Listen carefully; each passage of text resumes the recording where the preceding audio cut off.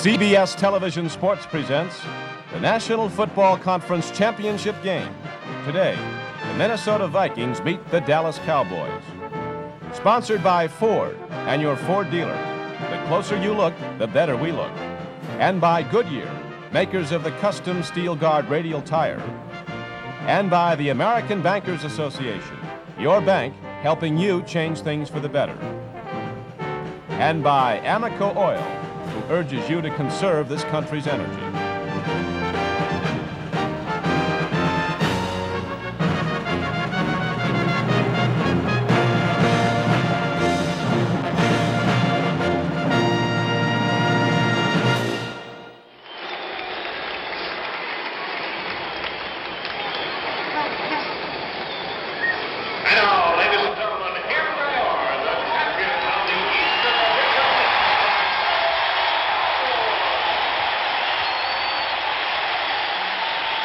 The Minnesota Vikings have already been introduced, and the Dallas Cowboys are about to come on the field.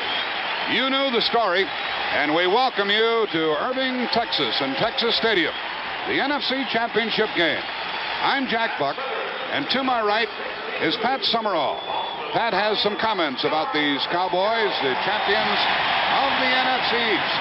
8 consecutive years the Cowboys have been in the playoffs, and nobody else has ever done that before. The Cowboys coached by Tom Landry with a record of 10-4 in the regular season. This was last week against Los Angeles, and at this point the Rams were closing. Roger Staubach throwing down the middle as the Cowboy lead at this time was 1 point, 17-16. This is the spectacular rookie number 88, Drew Pearson. And this was the game breaker as Staubach put it out of reach from Los Angeles with this completion.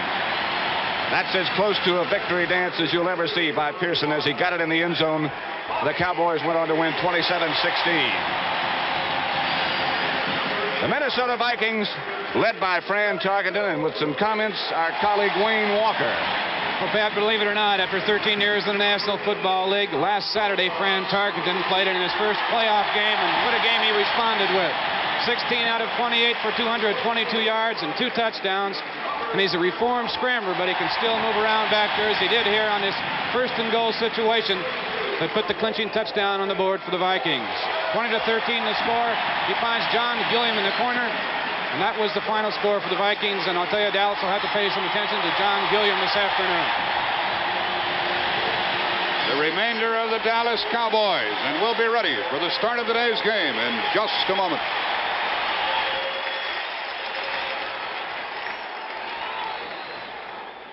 In the vast world of ever-ready power sources, one stands out as the best and the longest lasting. The ever-ready alkaline power cell. A long-life power cell that outworks, outlasts, outlives any ordinary battery in heavy-duty use. The ever-ready alkaline power cell. The longest-lasting power source from Ever-Ready. Our best. The first time I saw this courthouse, I was 5 years old. That was Waxahachie, Texas, 1917. I'm Byron Nelson. Waxahachie has really changed a lot since then. One of the reasons for all the changes here is the banks. Like 10 years ago, cotton was dying as a crop. So the banks put up a lot of money to help finance new methods for cotton farmers like Donald Patman. Today, cotton is twice as big as it used to be. And 3 years ago, Carroll Davis was a carpenter who wanted to build some low-cost homes. So he went to his bank and got a loan. Today, these are Carroll's homes. And I have more plans, Byron. Good. Point is that banks all over this country are working to help build homes and communities. Or to help make retirement possible for an old golfer.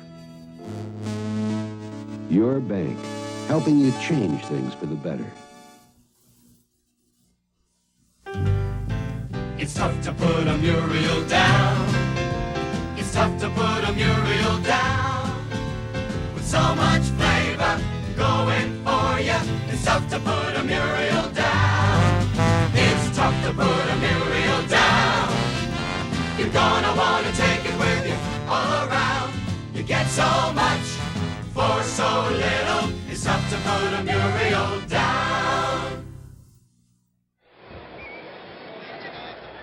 The stage is set for the NFC Championship game. One more item, our national anthem, and a fine trumpeter. Mr. Tommy Loy accompanies the color guard to the playing field, which is a tartan turf field. It's a sellout crowd here of more than 65,000, and this will be Tommy Loy featured with our national anthem.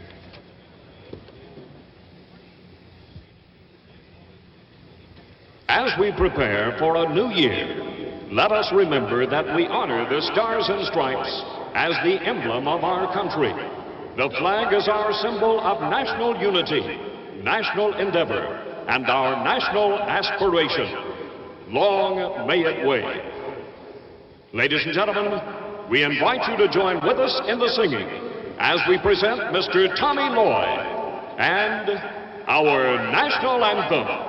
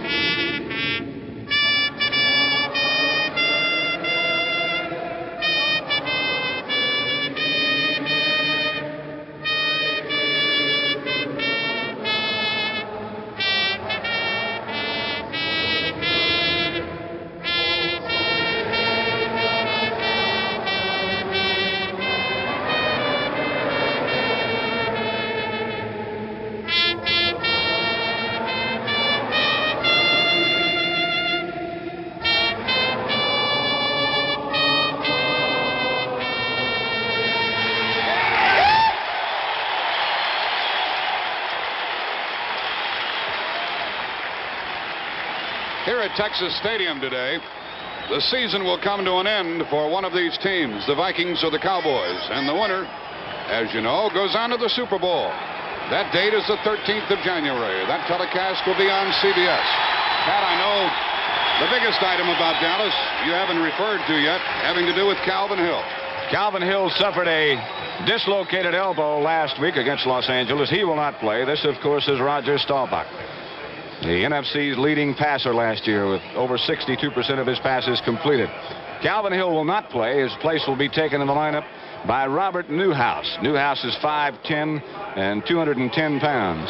Not as quite a big a pass receiving threat as Calvin Hill, but nevertheless a fine runner. Fred Cox will kick off. Three deep men for the Cowboys, and in the middle is Cliff Harris. He's number 43, and he's averaged about 25 yards per kickoff return. Here we go, and we hope you enjoy it. Mr. Harris takes it on the 1, 10, 15, 20, 21, and the Cowboys will go from there with Terry Brown downfield to make the tackle, number 24, and frequently he is downfield doing that work for Minnesota. Both of these teams do an excellent job on special unit performance. In fact, Tom Landry says that's the big difference in this Dallas team over past years. They're better on special teams. The Dallas Cowboys moving from the 21 with Staubach, number 12, at the quarterback spot. Walt Garrison is the fullback, number 32. Therefore, he'll be the up man in the I formation, and Robert Newhouse is the tailback. Wide receiver to the right, slot formation.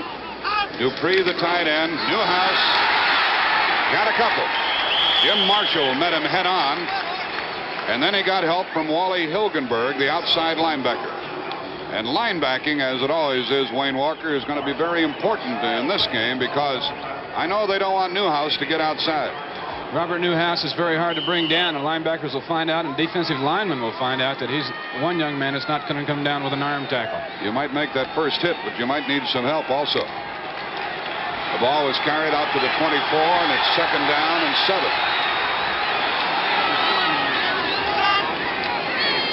They shift into the I. And the pitch to Newhouse. This is what we're talking about, trying to get outside. He's short of a first down. It'll be a third down play. And Jeff Seaman, the very mobile middle linebacker, number 50, got over there and made the hit. The Cowboys believe that the way to beat Minnesota is to run against them, and that's what they're going to start out early trying to do. A Newhouse with good pursuit. You saw number 50, Jeff Seaman, the middle linebacker, finally take him down. Third down and 4. Newhouse goes out, and Mike Montgomery comes in. He had been injured, but he's playing today, number 23. He is, we might add, Jack, a fine pass receiver, which, as I pointed out before, Newhouse is not necessarily a good pass receiving target. Hayes to the left, Pearson to the right. Montgomery and Garrison. Staubach's first pass, third and 4. He's going to run for a first down.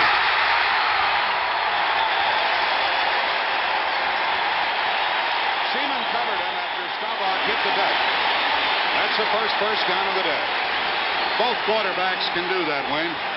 You bet. And there's nothing more demoralizing to a defense to drop back and play your coverage correctly, have everyone covered, and have the quarterback run out there and make a first down on you. But you still have to go after that passer, Pat. I thought that Washington failed to do that last week. It made quite a difference.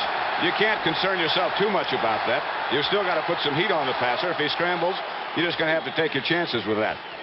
First down at the Cowboy 35. Hayes is split to the right. And now they are in a true I formation. And now in motion Pearson. Newhouse, nothing doing. Jim Marshall, the defensive end, and the 14-year veteran from Ohio State, teamed up with Alan Page for that stop, and that was the best hit of the day to this point. Let's look at it again. Pearson coming in motion here. Number 70, of course, is Jim Marshall, closing the line against Newhouse, and Wally Hilgenberg making the hit around the neck. John Fitzgerald is the center for Dallas with Blaine Nye and John Nyland. There's Eller in on that last play. You saw him stick his nose in there. Second down and 10. Neely and Rayfield Wright are the tackles. Hayes is this way to the left. Staubach on second and 10. Incomplete. He tried to save it to Garrison, and the linebacker Roy Winston was covering, number 60. Well, what do you think of the tempo of this one thus far, Wayne? Anything untoward? Well, no, I was really watching Gary Larson that time. I thought that perhaps the Vikings might play Larson as a hit and control man on passing situation because of Staubach's success last week running up the middle, but they turned him loose. They were going after him head down. It's third and 10. We have 11:43 remaining in the first quarter. There's no score. This is the first possession. Bob Hayes goes to the right, Drew Pearson to the left, and Mike Montgomery is in there again.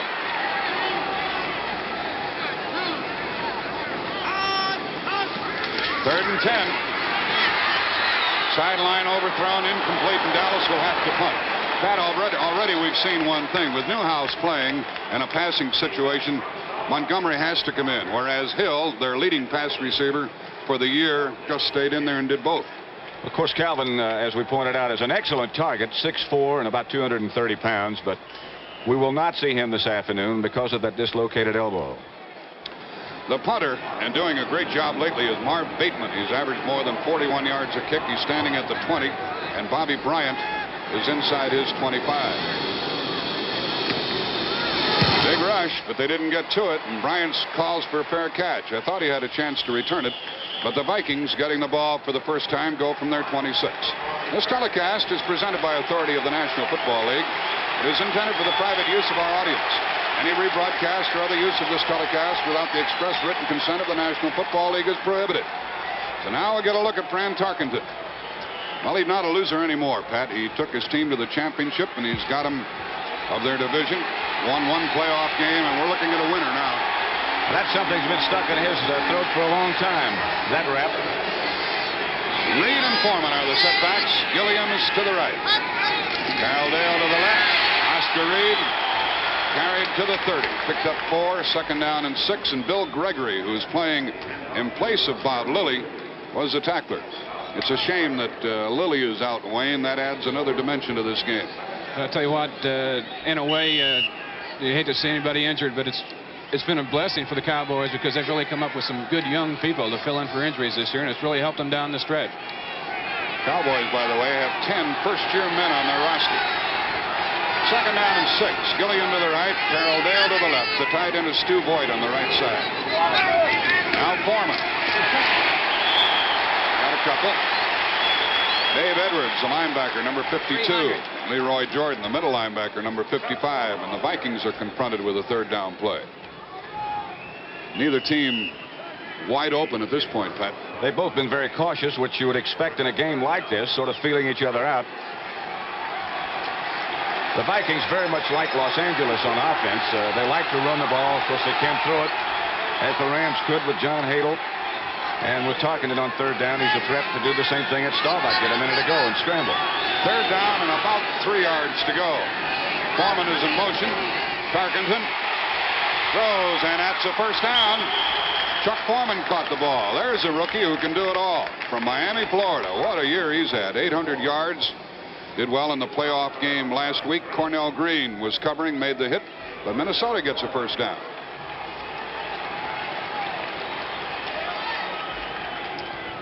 There was some significance to that call. It was third down, 2.5, and Tarkenton elected to throw it.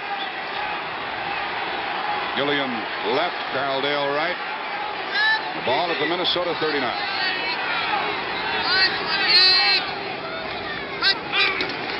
First down pass. Gilliam got it. They mark his forward progress short of a first down by about a half a yard. Mel Renfro made the hit. The next time Dallas lines up, instead of setting the offense for you, we're going to have Wayne Walker talk to you about that flex defense that the Cowboys use. It's something that they have featured and made work for them in very good fashion this year. It's second down and 1, and the ball is at the 48. Who's going to be off the line there, Wayne, on defense? It'll depend on the Viking formation, who they flex. The defensive end is back on a weak side. The tackle's back on the strong side. Jethro Pugh was playing about a yard off the line. Here's a big call, and the long one to the sideline, overthrown to Carroll Dale.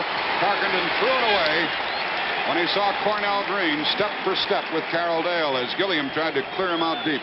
I would imagine that Dallas will play Minnesota and John Gilliam just about the same way they played John Hadle and Harold Jackson last week, and that is have double coverage on Gilliam wherever he goes. You look at the man who made those decisions, Tom Landry. It'll be Charlie Waters and Cliff Harris on one side. On the other side, if it happens to be Gilliam out by himself, then Mel Renfro will get the help from Cliff Harris.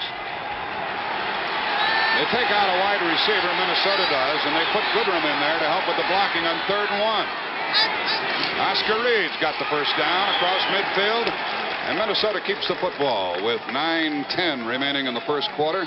Leroy Jordan and Bill Gregory met that play. Watch the offensive charge by that Minnesota line, which is an excellent one. That's what got their first down for them here. That and the fine running of Oscar Reed. The Minnesota front line is Tingelhoff at center, Sunday and White at the guards, Alderman and Yari at the tackles. The ball at the Dallas 49. Carroll Dale to the right. Voigt splits left. Gilliam splits left.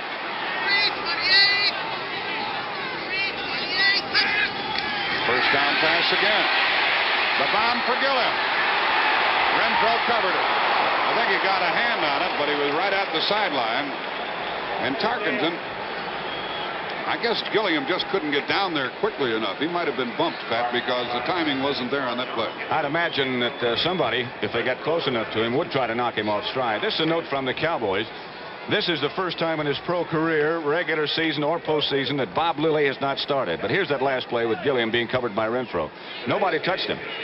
I think Francis wanted to go on the straight up there, and then Renfro was in such good shape that he threw it towards the sideline and just hoped that Gilliam could adjust to that ball. We said a while ago that both teams were rather conservative, but not now. Tarkenton throwing the ball on first down. That's a good down to throw against any defense.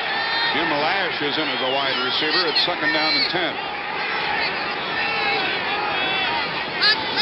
And he might as well keep throwing it, right? Jim Lash to the sideline. Yes, it's a first down. It's a first down for Minnesota.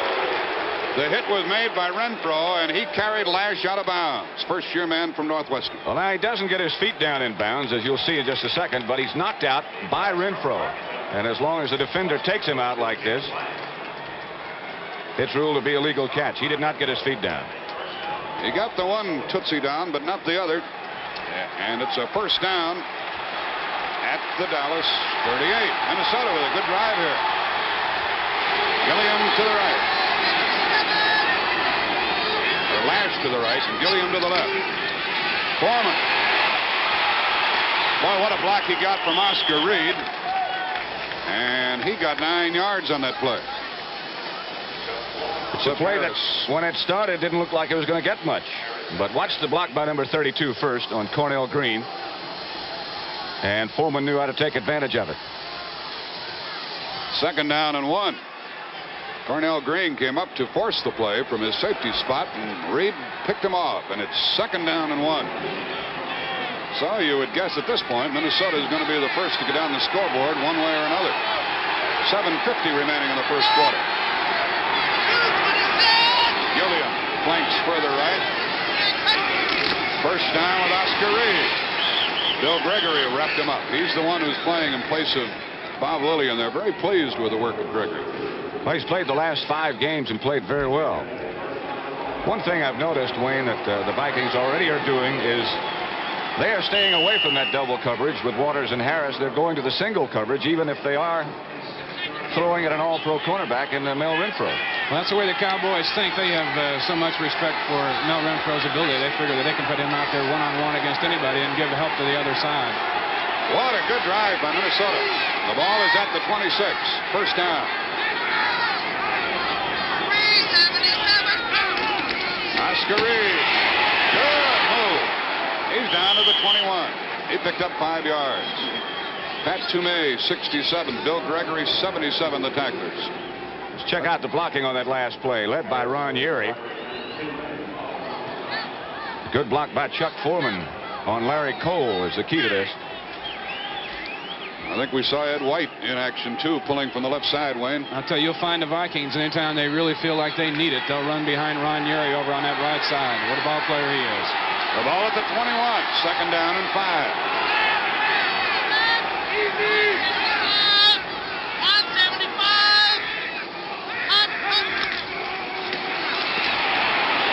Foreman worked for the yardage. It'll be third down coming up. And I guess these Vikings slept pretty well last night, Pat. They're not upset at all by this championship situation. They sure look like it now, don't they? It's a fine drive, as you've been saying before.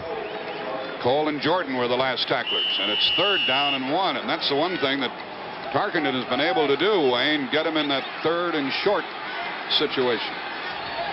Once again, the wide receivers come out, and big tight end, the lineman goes in at the weak side tight end. So more than likely third and 1. We're going to see a run in this situation. 2 rookies are in there. Goodrum and Kingsrider are helping with the blocking. Third and 1.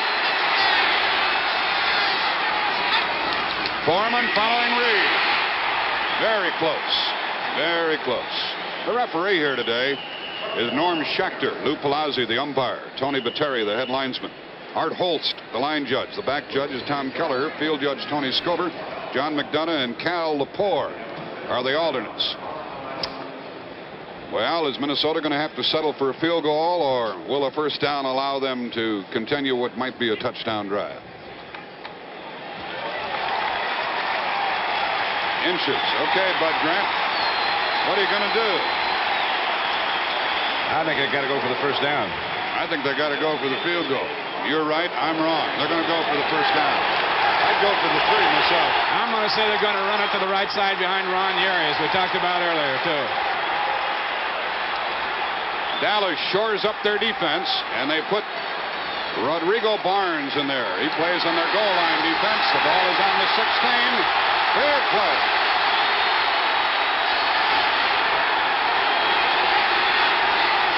Fourth down. First down. Oscar Reed got it. First down. Yeah, he got it. He was driven back, but his progress took him very close to the 15-yard line as he hurdled. I thought that the left defensive end, Chuck Goodrum, had moved just before the snap. I was surprised I didn't see a flag. I thought so, too. I thought he moved his right leg. As it looks like we're going to have another measurement. Look at it again. Watch the second man in on the far side. Looked like he moved ahead of time. Yeah, he beat the count. I don't know why they're measuring. He made it by 4 inches. Watch it again and check the forward progress of Oscar Reed. They put a double team on Gregory that time, and Reed right over the top. He made it, as you say, with just inches to spare. It's a Minnesota first down. The ball at the 16-yard line. 4:45 remaining in the first quarter. No score.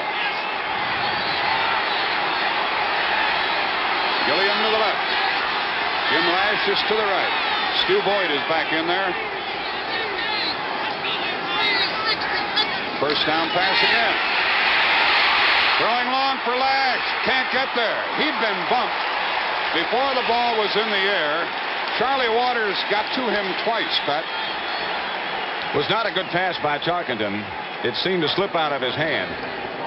Did not have a lot of zip on it. And here it's very meaningful. The Lash comes out and the veteran Carroll Dale goes back in. He knows how to get away from those cornerbacks. Probably runs as good a pass pattern as anybody who ever played the game of pro football. Very disciplined type receiver. This drive has already included 15 plays for Minnesota. 2nd and 10. I guess they'll throw again, huh? End around fake to Carroll Dale. The pass to Oscar Reed. And he gained about 9 yards on that play. The fake draw, the fake end around, and then the swing pass with Dede Lewis and Dave Edwards, the linebackers, finally stopping the play. This is a good-looking play here. Well executed. Well done by Oscar Reed and by Chuck Foreman. They were spread out all over the field, weren't they? Yes, sir. Oscar Reed really did a good job. He was one that the handoff was fake to. Then he held in there and really sold that for a while. He didn't take a move, crouch down, and the linebackers really lost sight of him. It's 3rd down and 2. And the ball is at the 7, and Goodwin checks back in on offense, and Rodrigo Barnes checks in on defense for Dallas. 3rd and 2.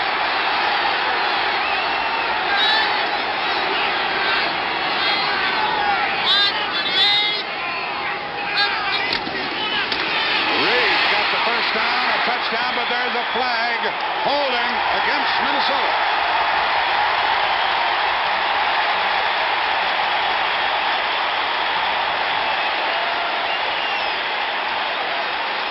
What do you think of that?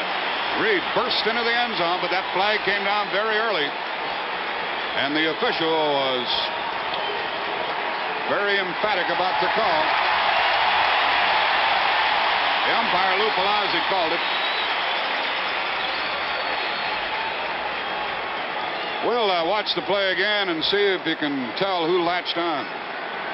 Spectacular block, double team block by Ron Urey and Chuck Goodwin. I think it's Urey.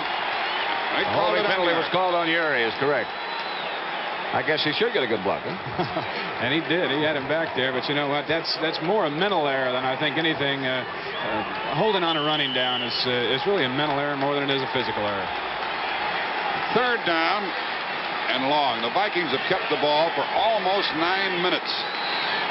And it's 3rd down and 17. They've got to get to the 6-yard line for a first down. Carroll Dale's to the right, John Gilliam to the left.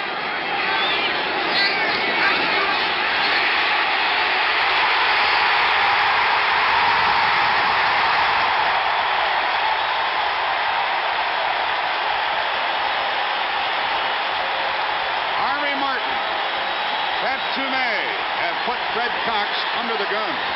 Harvey Martin replacing Larry Cole, as he often does in passing situations. He's number 79. And he is just a great pass rusher. He got away from Ron Urey. Boy, that really hurt the Vikings. The longest field goal of the year by Fred Cox was 41 yards. This is a 44-yard attempt with Krause holding the ball. Oh, yeah. 3 points for Minnesota. Minnesota breaks on top. 3:47 remaining in the first quarter. The Vikings kept the ball for almost 9 minutes and take the lead 3-0. A Goodyear tire that saves gasoline isn't exactly a new idea. As you can see from this Goodyear ad that appeared in Collier's Weekly in December 1916, Goodyear tires were cutting down on the nation's fuel bill in another energy emergency. So a Goodyear tire that saves gasoline isn't exactly a new idea, but it's a good one. Today, our tests prove that this Goodyear Steel Guard radial, compared with non-radial tires, gives you extra gasoline mileage. And that's not all. Steel Guard also has these 5 guards to help protect you 5 ways. Flexible polyester cord, double steel belts, computer-designed tread to hold in the wet, cornering grooves, steel sidewall stabilizers. All these 5 guards, and saves gas, too. Don't settle for less. Get the custom Steel Guard radial, only from Goodyear.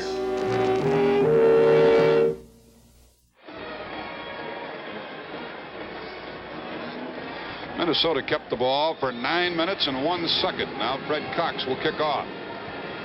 And Charlie Waters, number 41, talks it over with Cliff Harris, number 43, who'll be the middleman. And the other deep man is Mike Montgomery. Fred Cox took Ron Yary off the hook with that field goal after the holding call.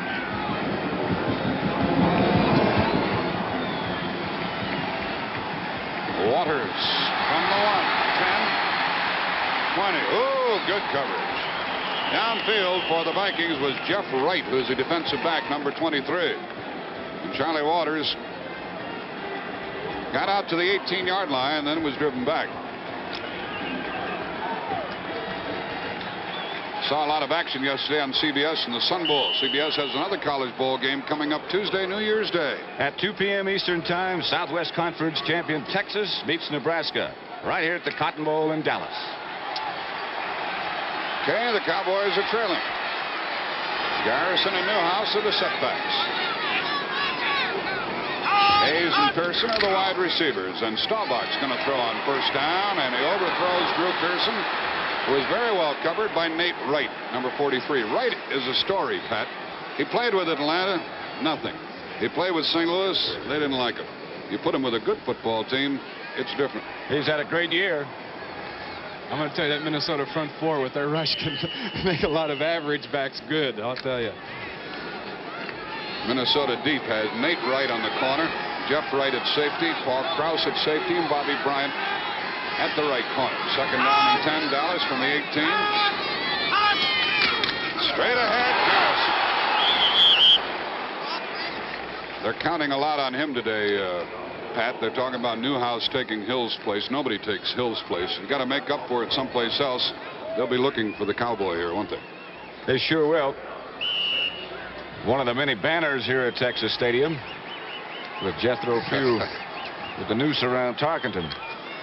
Garrison, by the way, is playing with a cracked collarbone. He's got a special pad on for that. Bob Lertzma goes in, number 75, and Gary Larson is out on 3rd down and 6 from the Dallas 22 with Bobby Hayes in motion. Hayes caught it, and that's a first down. Paul Krause was covering. That was a terrible-looking play on the snap, wasn't it? Whole thing looked out of sync. The Minnesota rush wasn't there. The Dallas team didn't react to the snap. The coverage was good, but the pass was caught. Just took Paul Krause a little too long to get over there. I think there was a mix-up in the Viking coverage. Sort of looked that way because they had 2 men over there and both laid off him much too much. A first down out to the 32 for the Cowboys. 2:45 remaining in the first quarter.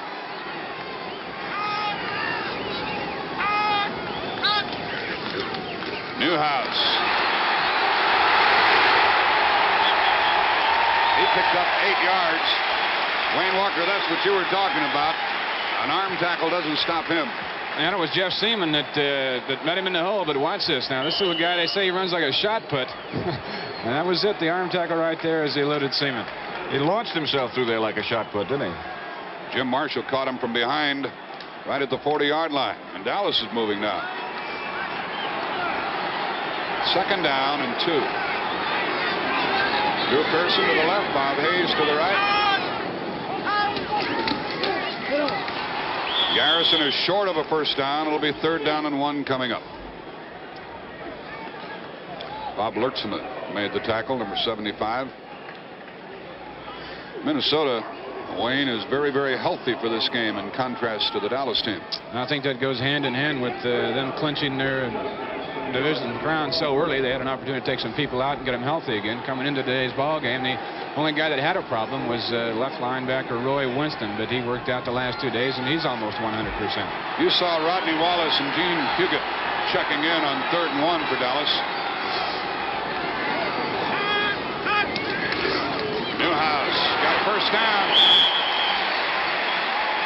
Jeff Seaman, number 50, who's only a second-year man from Stanford and doing a whale of a job at middle linebacker, made the tackle, but too late to stop the first down. And Billy Joe Dupree checks in, carrying the play with 1 minute remaining in a very interesting first quarter. The Vikings are on top 3-0. They feel Wright is out. Rodney Wallace is playing the right tackle for the Cowboys. They're at their own 43.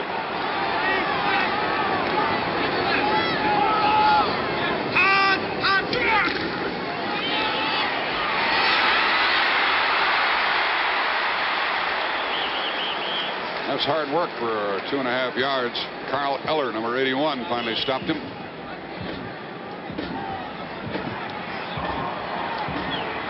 We have 31 seconds remaining in the quarter. The clock running. We may or may not get another play underway. It's going to be 2nd down and 8 for Dallas. Yeah, they'll run another play before the quarter comes to an end. It's 62 degrees here, by the way, and I understand it's 0 up in Minneapolis. And it was 20 below there last night, so we hope you Viking fans are comfortable as you watch our CBS telecast. A delay to Newhouse. He gained only a yard. And getting up is Larson. He made the stop, and the quarter comes to an end. The end of the first quarter with the score. Minnesota 3, Dallas nothing.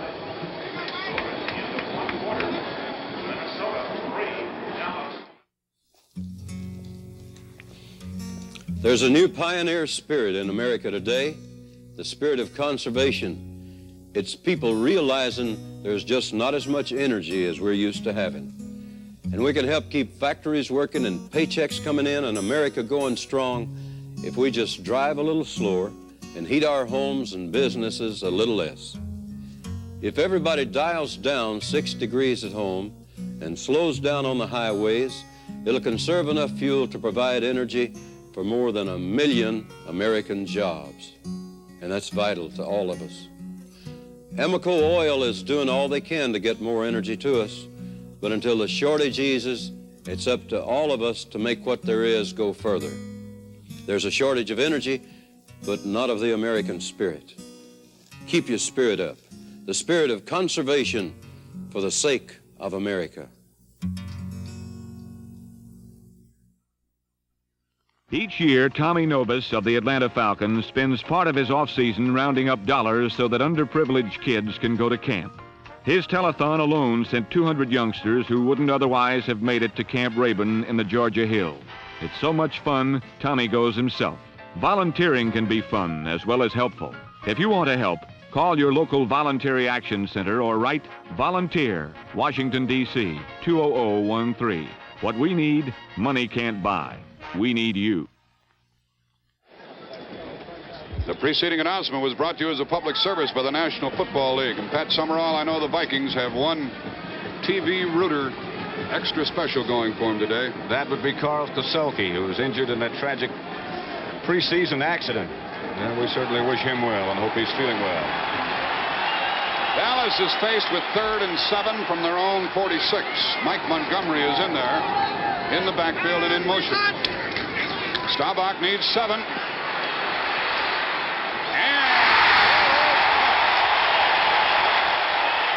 Bob Hayes caught it. I want to say something about Bob Hayes, Wayne. He's got a reputation here now that they don't count on him in the clutch situations, but they did that time.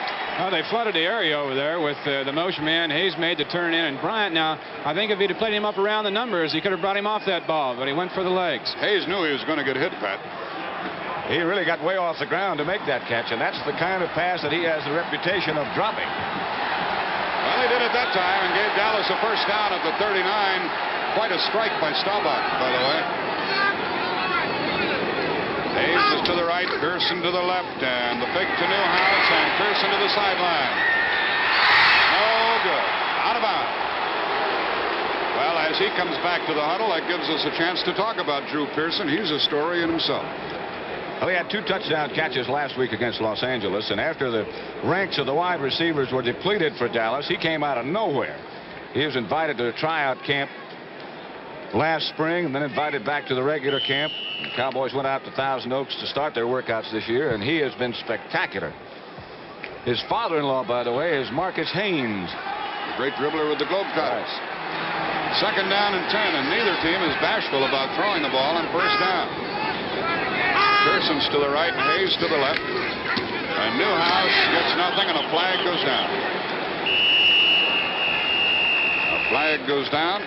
Holding Dallas. 14:08 remaining in the half, so Dallas catches the flag here. And Minnesota is going to take the penalty, obviously, get away from field goal range, because Tony Fritsch ordinarily has a longer range than Fred Cox, so the Cowboys have a little edge in that department here today. Noticed in Bud Grant's comments before the game that the holding penalty, by the way, was called on John Nyland.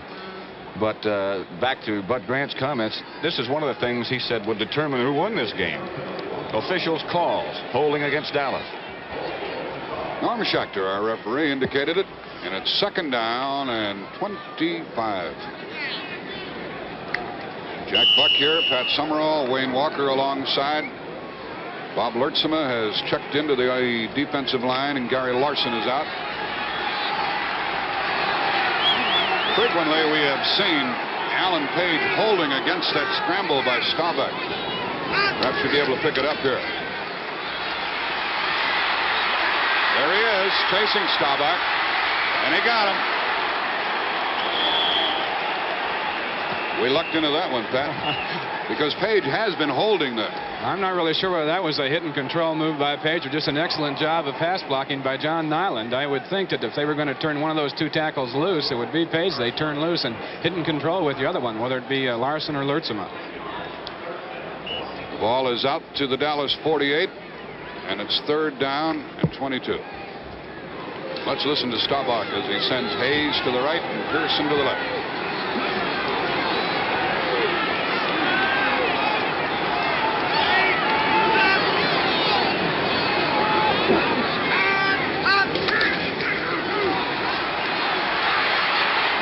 Pearson, Bryant, incomplete. What a battle that was. 2 fine football players. The rookie Pearson, the 6-year veteran Bobby Bryant, both in great position. And let's look at that coverage again. It's a fine pass by Staubach, too. But Bryant didn't take any of those moves. Pearson tried to get him to head to the inside and then break it back out, but he couldn't. Pass is right on the money, though. It's the hardest thing for a defensive back to do right there. What Bryant did, turn around and look for the ball in the air, because you feel like when you turn around, Pat, you lose a step or two, but boy, you've got to do it. And Bryant did it well that time. That was a classic picture. Bateman stands inside his 35, and Bryant, who's averaged 5.5 yards per return, stands at his 10. West almost got to the ball, and Bryant calls for a fair catch. So the Vikings with the lead, 3-0, get the ball. We have 13-19 remaining in the half, and one thing is for certain: Dallas, without Calvin Hill, has not established their running game at all in this contest. To the equitable agent, no 2 people are alike. Is there anyone else in the whole human race with your kind of style and your kind of grace? No 2 people are alike. That's why your equitable agent thinks of you as an individual. His training and thinking are shaped around you and your life insurance needs. To the equitable agent, There's nobody else exactly like you. Nobody else like you.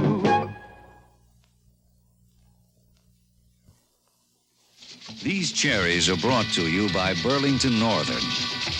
We bring carloads of cherries 2,027 miles by rail at a cost to you of about 3 cents a pound. Burlington Northern's been doing a lot to save you a little money, like moving trains more economically by pulling bigger carloads with more powerful diesels. So when Burlington Northern brings cherries to Chicago, we don't take much of a bite. After Minnesota kept the ball for 9 minutes and got 3 points, Dallas kept the ball for 6 minutes and came away empty. A holding call cost Minnesota a touchdown earlier, and a holding call probably took 3 points away from Dallas. The ball's at the 14. Foreman and Reed are in the eye. Carroll, Dale, and Gilliam are the wide receivers.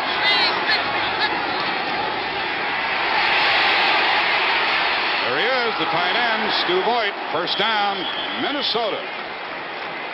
We're watching a pretty wide open championship game as far as Minnesota's concerned, Wayne. It's a good time to throw the ball, really. Play action on first down. The defense is geared for the run. One thing it does to the quarterback, though, you'll notice on the play action, it doesn't give him time to read the defense. After he makes his play fake, he has to turn around and pick up a receiver right away. That's the only drawback to play action on first down. And he was back at his own 14-yard line, so Mr. Tarkenton, who's calling his own plays, is not bashful or shy today. From the 30. He's going to do it again. Yep. Oh, Foreman missed it right through his hands. Foreman tried to turn and go before he put it away. Leroy Jordan was blitzing on the play, and that's why that middle was so wide open, Pat. And I mean, Ed White put some block on Leroy Jordan. Just decked him as he started his blitz up the middle. Foreman's kicking himself a little bit. He's the rookie from Miami, Florida. Made a big difference with this Viking football team. Second down and 10 from the Minnesota 30.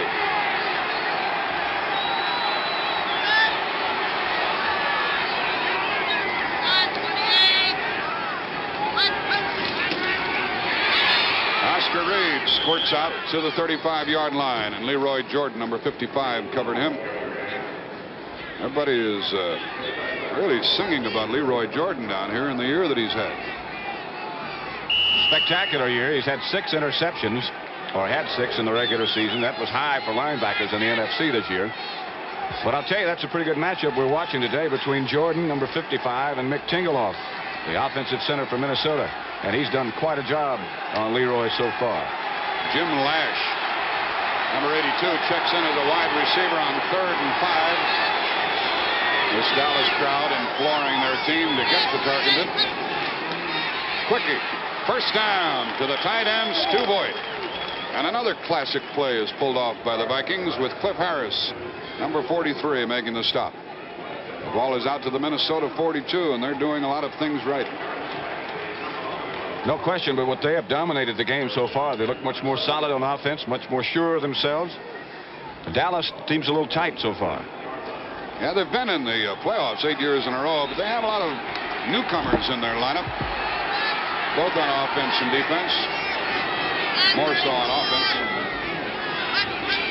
Tarkenton to Foreman, following Reed. Reed really chopped Cornell Green completely out of the play. Bill Gregory chased the play and caught it, but not till Foreman had rambled down to the 37-yard line. This is quite a play because they pull the offensive guard in the opposite direction. It kept Leroy out of there. It froze Leroy. He couldn't get over in pursuit, and Tingelhoff tied him up. That's why Foreman had the running room. Tarkenton has got the Dallas defense reeling a little bit. Yes, he does. We have 10:40 remaining in the half. Tarkenton is 6 out of 10. And he stole a couple away intentionally. Another first down. Good fake. Incomplete. How do you like that hit by Waters on Lash, who unfortunately is shaken up on the play, and it's understandable. I guess it is understandable. This is some shot here. Going to remember that a while. Wow. Lash is 6'2", 200-pounder, and you know he had to at least have the wind knocked out of him, and let's hope that's all there is to it. 10:24 remaining in the half. 3-0 Minnesota.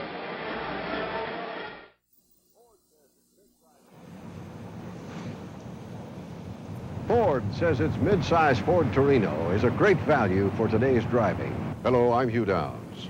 You can find out for yourself by comparing Torino to other mid-size cars. Front seat passengers should be able to cross their legs. Check the quality. The carpeting should be thick. Feel the seats. They should be firm from center to edge. Test the back for leg room, knee room, hip room. Is the ride smooth, solid, and steady? Ford believes this car meets these tests. And this Gran Torino Brougham carries 6 passengers comfortably, has steel-belted radial ply tires standard, runs on regular gas with a big 26.5-gallon tank. A great car for today's driving. And not a bad idea for carpools either. Others tell you to compare. Ford and your Ford dealers tell you what to compare. Ford Torino. The closer you look, the better we look. Jim Lash is on the bench, and it's our guess that he'll be back in there after that hit by Charlie Waters. And Wayne Walker, sometimes just one hit like that by one player can spark an entire defense. A big play by a defensive player at any time can turn the thing around. They see a hit like that by Waters, everybody else wants to get in on the act. 2nd down and 10 for the Vikings at the Dallas 37.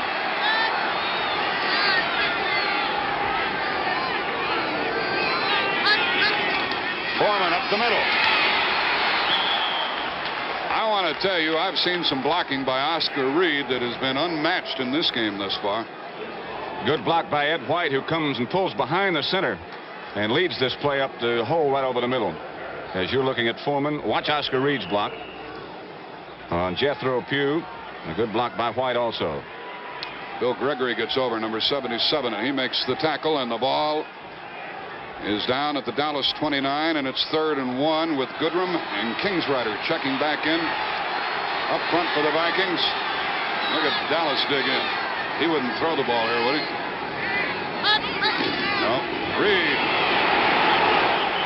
He carried everybody forward. And Mr. Walker is about to sing the praises of Ron Yary once again. I'll tell you what, you just got to get on his back and hang on over there in those short yardage situations. He can blow you out. Charlie Waters finally put the stop on the play, and a measurement here stops the clock with 9:38 remaining in the half. That was a 3rd down play. Remember earlier, Minnesota had 4th down, and they gambled, and they're confronted with another situation. And they're going to go again. I don't think they've made up their mind quite yet. He wants them to go for it. Bud Grant just signaled. Okay, it's 4th down and about a foot. Rodrigo Barnes checks in to bolster the Dallas defense, and Bill Brown goes into the game for the first time, probably carrying a play. He probably will wind up carrying the ball. Crew cut and all, huh? And one of the few remaining. Okay, we'll keep quiet here.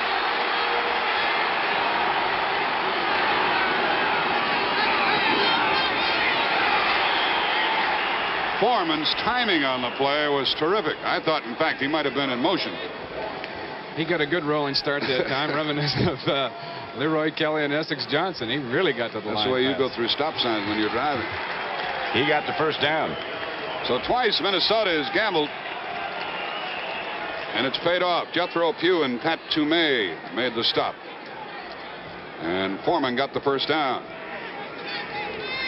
And Pat Summerall was wrong. Bill Brown didn't carry the ball. But he did have a crew cut. He did a heck of a job of decoying. The ball's at the 26. 9 minutes left in the half. Gilliams to the left. Tarkenton throwing and incomplete. Oscar Reed was the intended receiver. Carroll Dale had carried a lot of traffic into the same area. I think the pass may have been intended for Carroll Dale, and Reed got a little deeper than maybe that pattern was drawn up, because Dale ran a post pattern, and the flare control shouldn't have been that deep.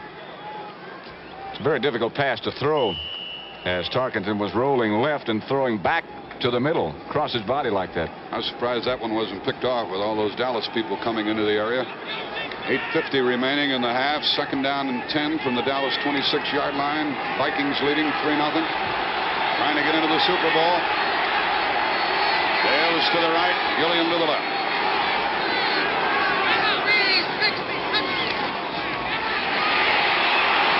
Foreman to the 20. It'll be 3rd down and 3. A strong tackle by Larry Cole, who grabbed him by the shirt and wouldn't turn it loose, but that Minnesota blocking up front has been devastating. That's been great running, too, by this man, Chuck Foreman. What an outstanding rookie he's been. He never seems to hit the hole square on, Pat. He's always slanting, something going for him. So. And likewise, he never seems to take a solid lick from any of the tacklers either. Foreman has carried 9 times, 57 yards. 3rd down and 3.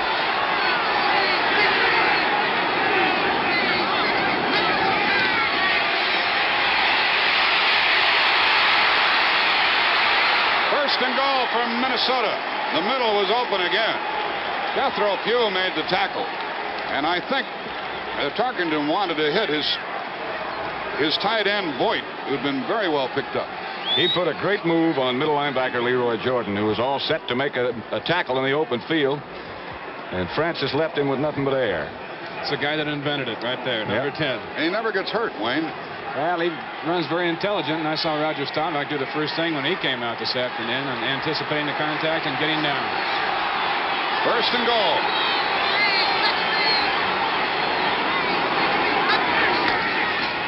Here comes Reed to the 5-yard line. Mick Tingelhoff threw one of the good blocks. Oscar Reed threw the other, and Ron Yary crunched somebody else. And the tackler was Gregory, helped by Harris. 2nd and goal from the 5. This has got to be, to this point, Pat, the flattest half that Dallas has had in a long time. I guess since they played Philadelphia. We saw them against Washington the next to the last week of the season. That's the best football game I think I've ever seen them play since I've been watching the Cowboys. But they definitely are flat today.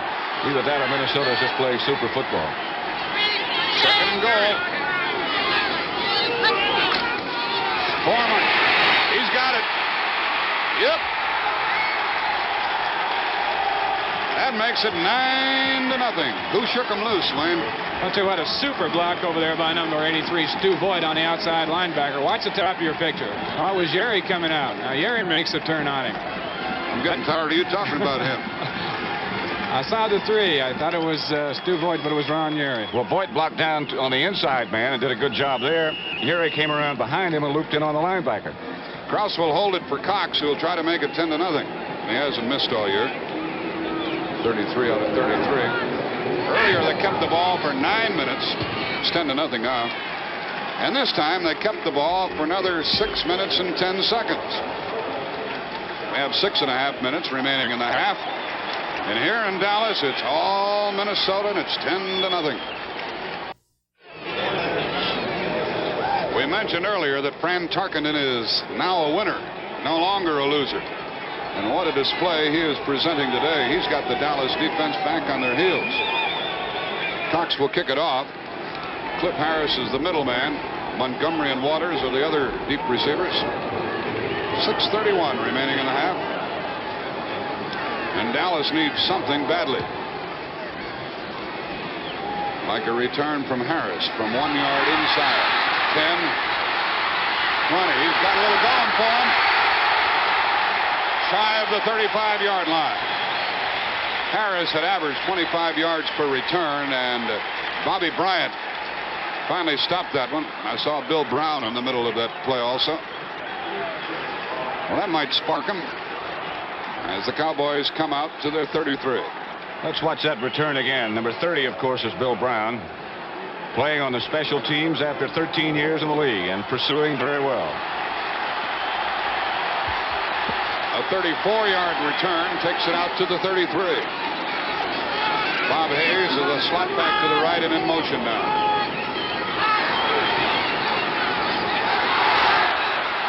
Garrison gives the Cowboys a few. Earlier, Minnesota had a 17-play drive and got 3 points. And the last time, a 14-play drive for 7 points.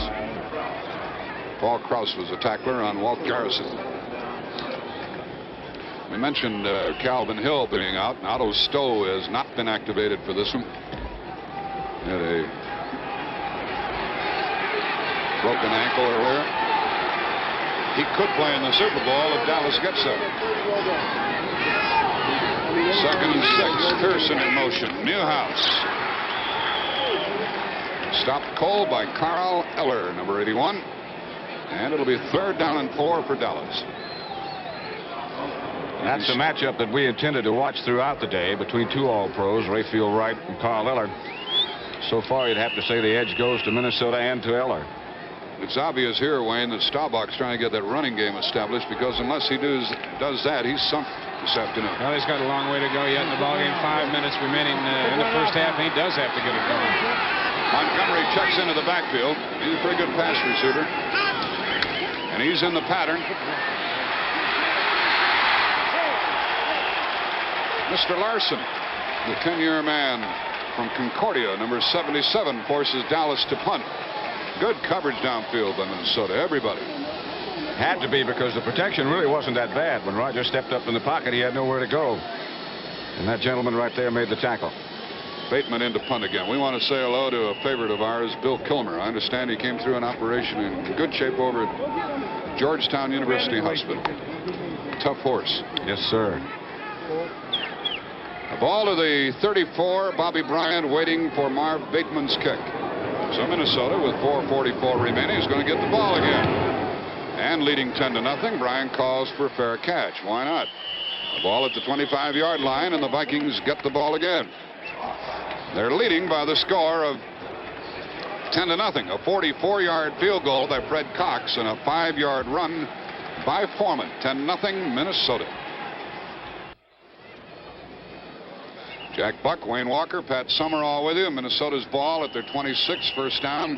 We were talking it over up here, and some of our summations were that Staubach is throwing the ball poorly. Dallas has no pass rush, has not had to this point. Minnesota has employed some new plays at this point in the game. Gilliam to the left. Oscar Reed. This is a spot, Pat, where Tarkenton, well, I guess he could sit on the ball if he wanted to, but if he can bring himself to keep it wide open like this, he's going to do himself a lot of good. He's been able to do just about whatever he wants to, Jack. That run by Oscar Reed gets Minnesota over the 100-yard mark already. Last week, the Rams only got 93 in the whole game, so that's the key right there, the fact that Minnesota's been able to run against Dallas.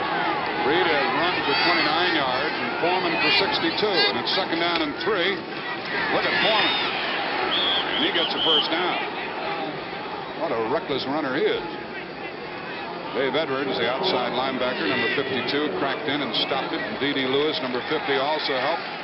And Minnesota hasn't lost any of their zip at all. I think part of their philosophy has to be taking note of the fine year that Leroy Jordan has had, and also taking note of the absence of Bob Lilly in the heart of that defense. They are running right at the middle, trying to control Leroy Jordan, and just getting a super job done of blocking Bill Gregory. First down at the 37. Well, there's a big hit on a blitz. Jordan, Edwards, Jethro Pugh. Wayne, what do you think of blitzing on running downs? Well, it's a solid. You'll see Leroy slip off here now on the down block by Sunday. And I don't know if that was a blitz or just a line stunt. It was hard to tell right at the time. But, blitzing against the run is very solid. The only trouble you have, if they do happen to pop it, they're in the secondary immediately with no linebackers. 2nd down and 10. We have 2:40 remaining in the half and the clock running. So Darkington's going to put it up.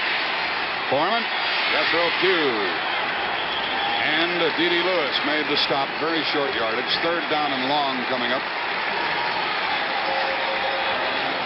And that's the first time in the game Dallas has made 2 consecutive defensive plays. And the crowd is coming alive.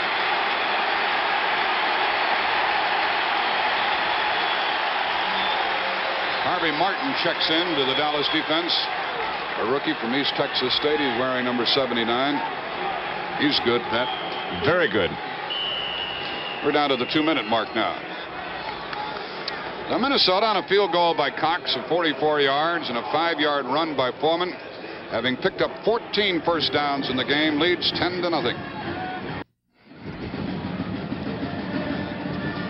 Standing on the sideline and missing from that Dallas defense is this man right here, Bob Lilly. I think Tom Landry paid him the supreme compliment last year when he said, frankly, nobody is as good as Bob Lilly. I don't care who it is. And you've got to miss a man like that. I bet he's eating his heart out down there on the sideline, because as pro football players will tell you, when they're hurt, they feel like they just don't belong to the team at all. 3rd down and 7. 2 minutes left in the half.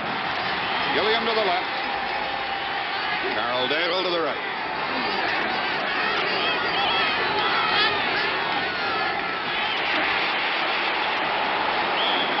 How about that?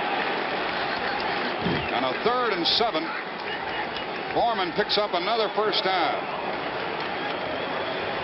Cliff Harris was the tackler. And again, look at this blocking by Ed White and Grady Alderman, and watch Leroy Jordan being taken by, I believe that time it was Milt Sunday. Tell you the truth, I missed that handoff. I was watching the pass pattern downfield. I was so certain he was going to throw the ball. They must have been too. That's why I said, how about that? First down.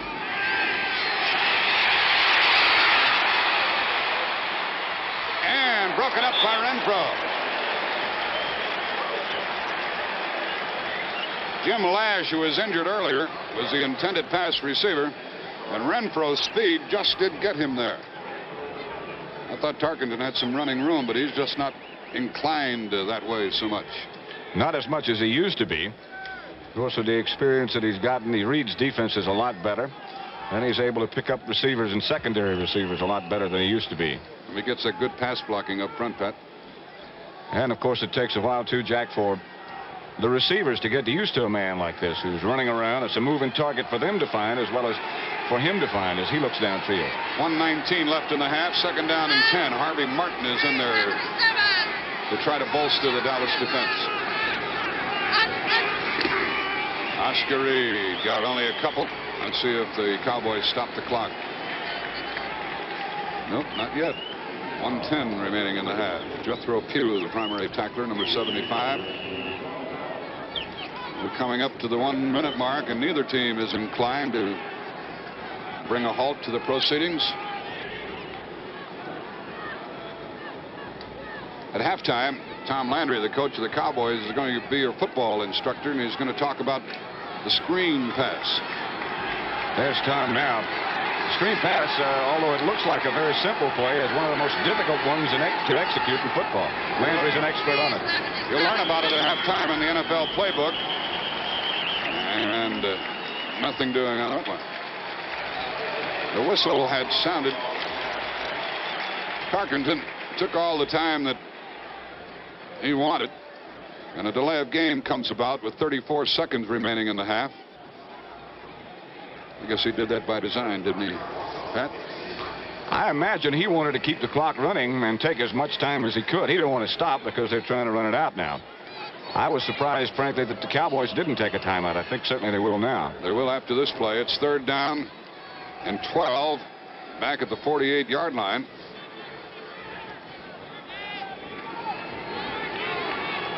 Gilliam comes to the left. Carroll Dale is to the right. Benny Barnes is in the defensive backfield for the Cowboys. 3rd and 12. Sideline pass, Gilliam. No, out of bounds. He tried desperately to get those feet down. He wants to discuss it. He doesn't argue very vehemently about it. And now we have 29 seconds left in the half. Now we can look at that again. I think he did get one foot down in time, but not the other. Remember, in pro football, you got to get both feet down in bounds unless you're knocked out by a defender. There's one. I think the other was on the line. Eischeid is in to do the punting. Mike Eischeid. And this will be his first punt of the game.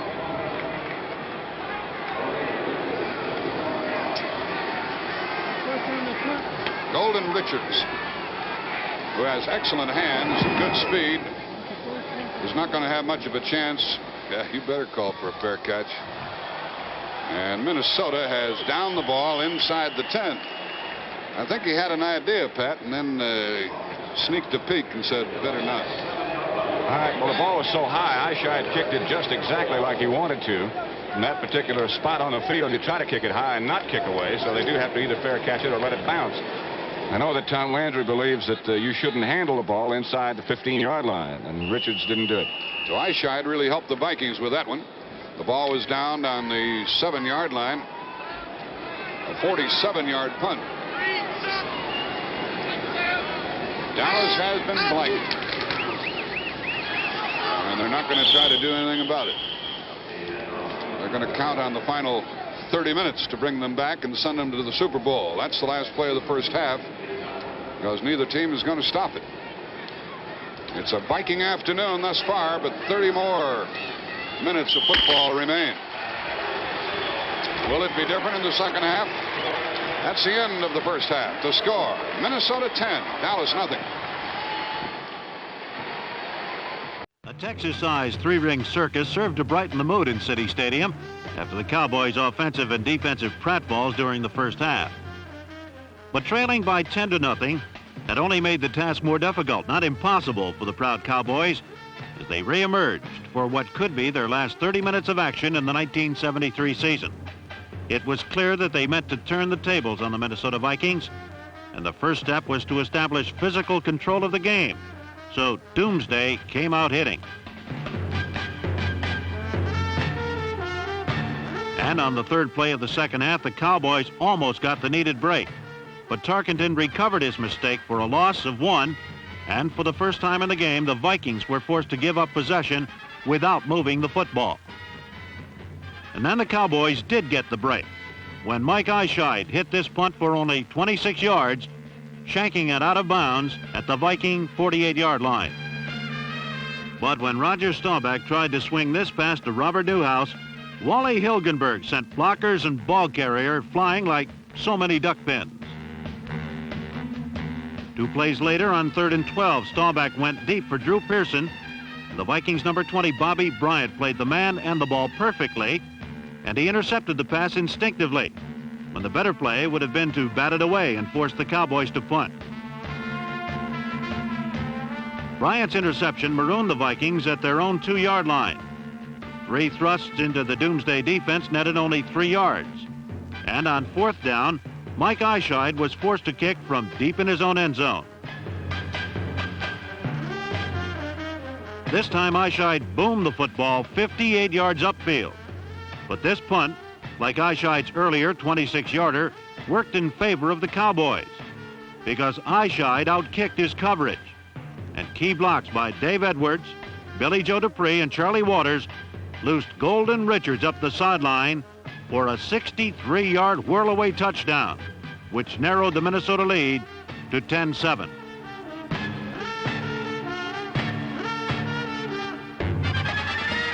Richards' return virtually obliterated the Vikings' first-half domination and put the fired-up Dallas Cowboys squarely in the middle of a brand-new football game. But the plucky Fred Tarkenton refused to sulk after the milk had been spilt, and as soon as he got his hands back on the football, he had the Minnesota attack in high gear.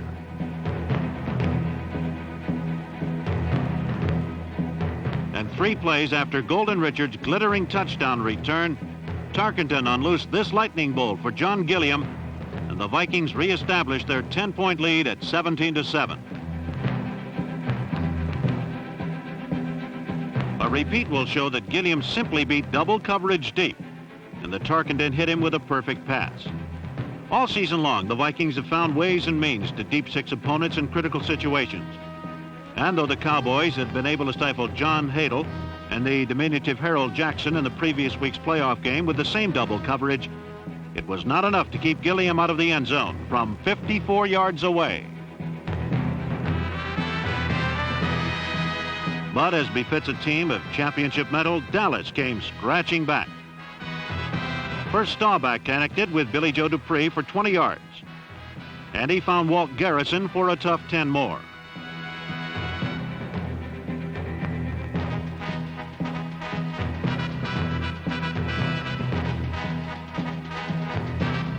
Robert Newhouse then rammed up the Viking middle for 19 more yards, carrying Dallas to the Minnesota 32-yard line.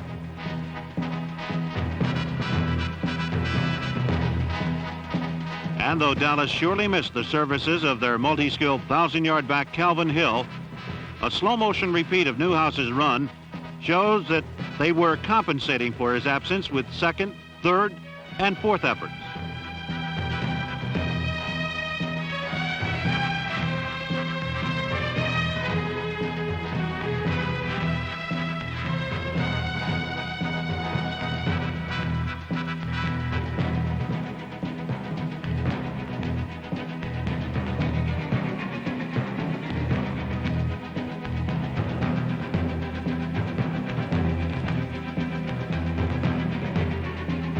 using Newhouse and number 23, Mike Montgomery, as talented substitutes for Calvin Hill's running and pass-catching skills. Dallas penetrated to the Minnesota 17-yard line.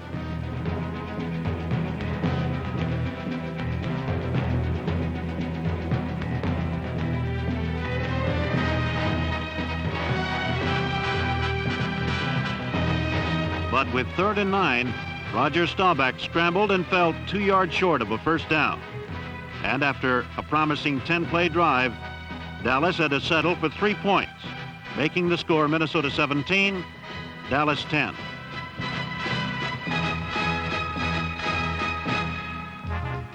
Two plays after the ensuing kickoff, Dallas had a chance to tie the game when Charlie Waters speared the ball from Chuck Foreman's arm, but Cliff Harris fell on the loose football without trying to advance it.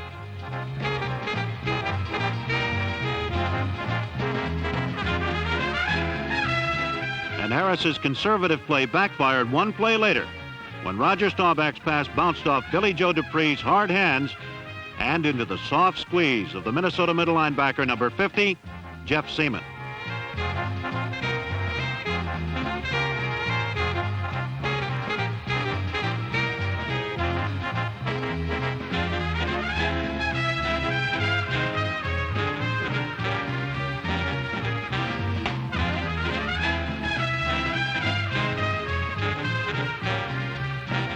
But consecutive sacks by D.D. Lewis and Harvey Martin forced Minnesota into a hole, and at the top of the 4th quarter, Tarkenton threw this interception to Cowboys number 41, Charlie Waters, and Dallas was threatening again deep in Viking territory. In need of a big play, the Vikings turned to the blitz, and though Staubach had called a screen left, a leaping Jim Marshall would not let him release the football, and Wally Hilgenberg once again came through with the big play for Minnesota. And then the front 4 Norsemen came on. Number 70, Jim Marshall, got to Staubach before he could raise the ball, causing this fumble recovered by number 77, Gary Larson. But incredibly, no sooner had the Vikings reclaimed the football than they turned it over again on this handoff, and Larry Cole took possession for Dallas.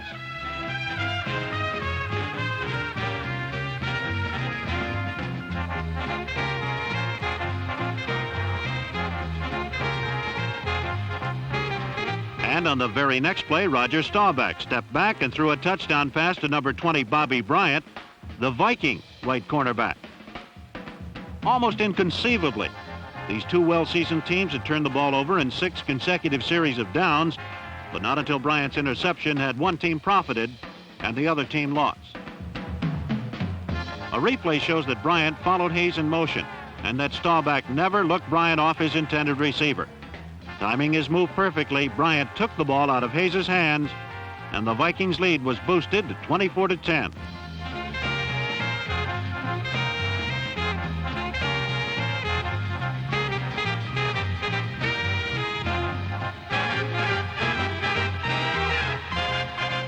And on the very first play after the kickoff, Staubach made it 7 turnovers in 7 series, when Jeff Wright, number 23, took this deflection to set up a Viking field goal, making the score 27-10. Yes, has the 85th Tournament of Roses parade on New Year's Day. June Lockhart and Bob Barker will be the commentators. The Rose Bowl parade commences here on CBS at 11:30 Eastern Time. Cowboys are at their 20 and trailing 27-10. 8.5 minutes. They have time if they can get something done here. Pearson, incomplete. And it was Jeff Wright and Nate Wright in on the tackle, and they're really belting him back there, aren't they? Getting a good pass rush, and Jim Marshall comes back after the back injury before Bob Lertzema comes out.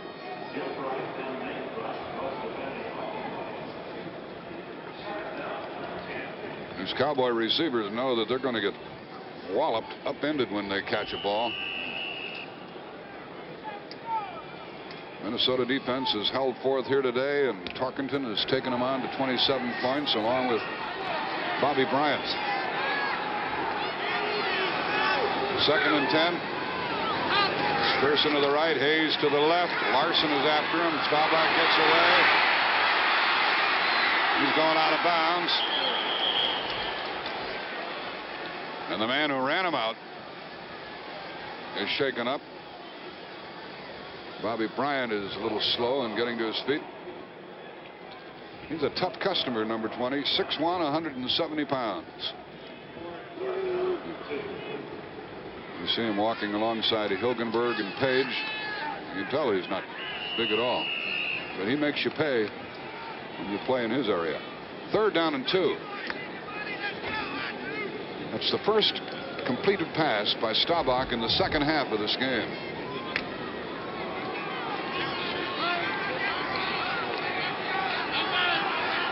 He's completed 7 and 4 intercepted. 3rd and 2. And the bomb. Pearson, Bryant. Nobody. Incomplete. Bryant got some help from Paul Krause, and the Cowboys, trailing by 17, have to punt it away with 8:05 remaining in the game.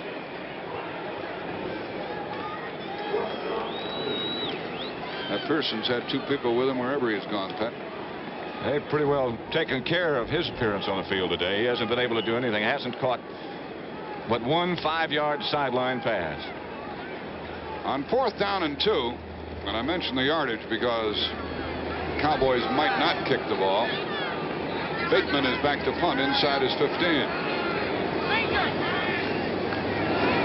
He kicks it away. It's high in the air, and Bryant calls for the fair catch. Fumble! Minnesota. No. Dallas.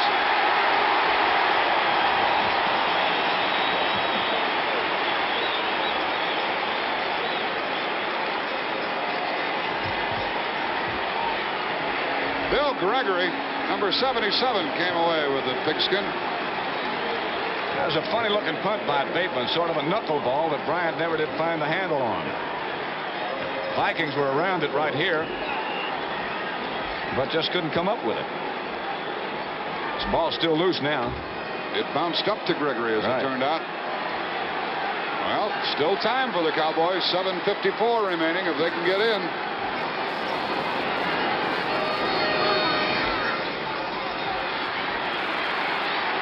Pearson's got it. The 15 now, and the ball squirted away. He got it back.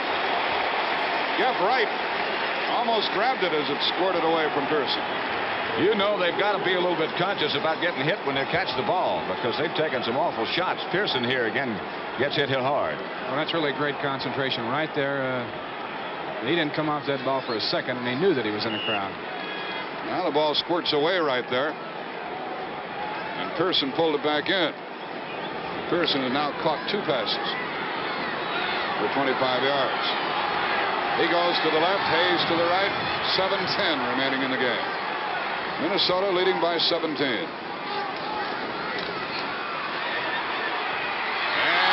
a flag. It'll be 1st and goal. Called against Nate Wright.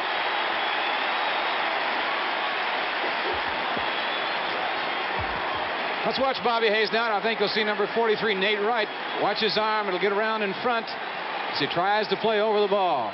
And he was holding him with that right arm. Yeah, it was the old right arm that got him in trouble. 1st and goal from the 2-yard line. Dupree and Fugit come in.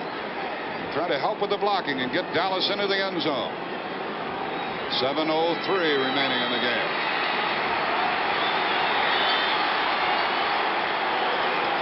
Garrison and Newhouse.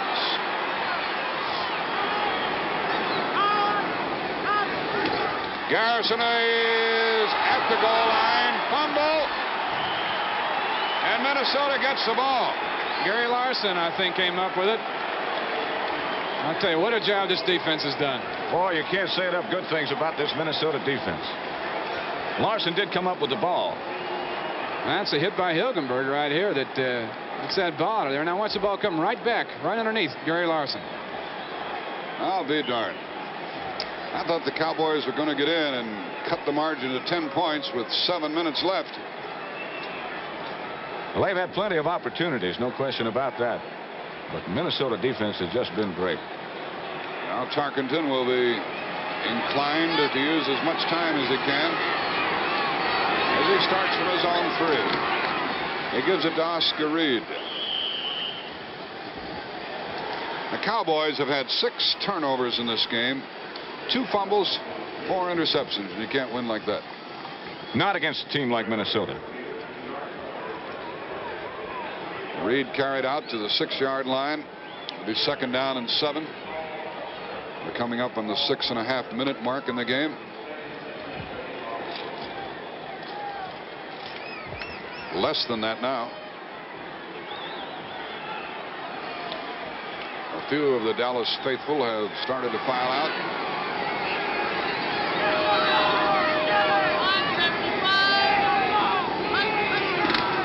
Reed again. And he gets a couple of yards. Jethro Pugh wrapped him up along with D.D. Lewis. Now we're coming up on the 6-minute mark, and Minnesota maintains their 17-point advantage. They led at the half 10-0. The end of the 3rd quarter, they led by only 7. And then it all started. Despite the interception by Waters, the fumble by Staubach, a fumble by Tarkenton, an interception by Bryant, an interception by Jeff Wright, a fumble by Garrison. The ball is at the 9, and it's 3rd and 4. 5.5 minutes left.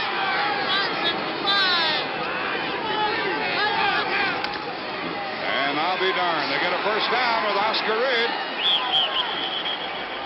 And the Vikings will keep the ball a while longer. Cliff Harris made the tackle. Reed started up the middle, as you saw, then ducked outside very quickly. And that's another mark of a fine football team, is Oscar Reed either is tired or got the wind knocked out of him. Bill Brown replaces him. To be back buried in your own goal line, close to your own goal line, and be able to come out of there with a first down when you're trying to run out the clock as the Vikings are, is, as I said, the mark of a very, very good team. Reed had a good game last week against Washington. Another good one. Ball is at the 19-yard line, and Foreman got a couple. Now we're coming up. Tempers flare. The officials break it up. 4.5 minutes left. Minnesota 27-10 over Dallas.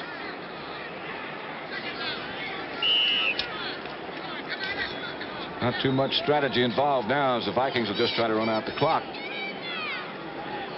Tarkenton, by the way, has called, it seems to me, an almost perfect football game. One bad pass, I think, is about the only mistake he's made. 2nd down and 7 from the Minnesota 22.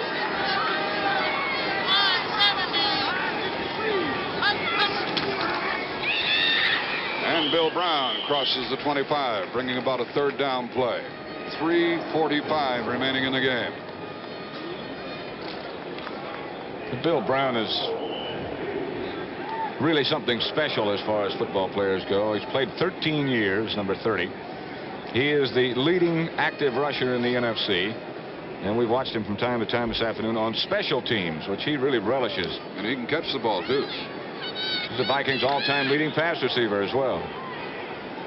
We didn't have a turnover in the entire first half of this game, but the second half has been replete with fumbles and interceptions. 3rd and 2 here, and another first down. Foreman got it this time, crossing the 30-yard line, and we come up on the 3-minute mark. Cliff Harris was the tackler.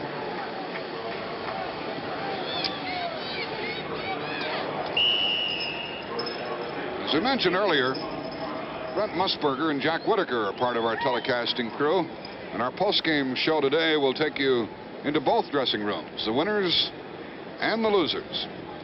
And so stay tuned for that, because it won't be long. 2:40 remaining in the football game, and the clock running. One more play than the 2-minute mark will stop the clock. Running with it is Foreman. Dallas trying to tackle the ball. Foreman gets 5 yards. And Tarkenton checked the clock. He'll not run another play. The officials will next indicate the 2-minute mark. Coming off is Milt Sunday limping. You're looking now at the play by middle linebacker Leroy Jordan, as Sunday apparently hurt himself when he made that block. Now Dallas takes a timeout. So Dallas employs one of their timeouts. This is 2nd down and 6 coming up. Well, if Dallas truly did take a timeout, I would be very surprised, because just 6 seconds left before they'd stop it for the 2-minute mark. But that's what they've done. In a Ford Model T, you can depend on just about everything, except the weather. In a Ford Pinto, you can make your own weather.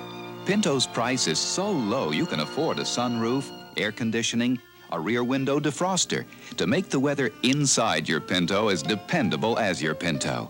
The economical little Pinto. Base sticker price $24.42, excluding dealer prep, destination charges, title, and taxes. At your local Ford dealer.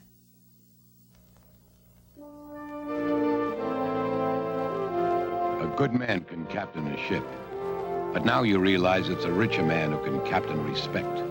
That's a gusto world worth finding and celebrating. Once around life. Many more, Captain. Here's to you, Captain. Once around living. Good luck, Skipper. Once around being. In your boot, then. You'll keep around Schlitz. Here's to you. You're on your Skipper.